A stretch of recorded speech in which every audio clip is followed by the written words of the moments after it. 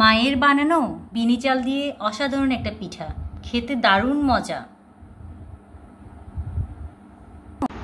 ফয়সাল পিঠা নাও, নানু পিঠা দিয়েছে, খেয়ে দেখো কেমন কেমন হয়েছে।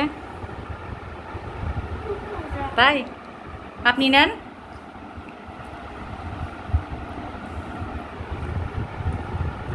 কেমন হয়েছে?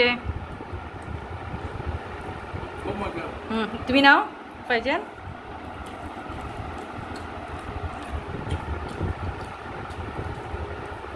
কেমন হয়েছে? থ্যাংক ইউ নানু বলো তাহলে।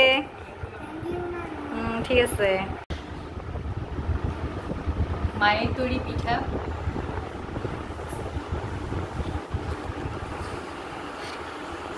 অসাধারণ হয়েছে। করোনা হয় কখনো রেসিপি শেয়ার করবো। আল্লাহ হাফেজ।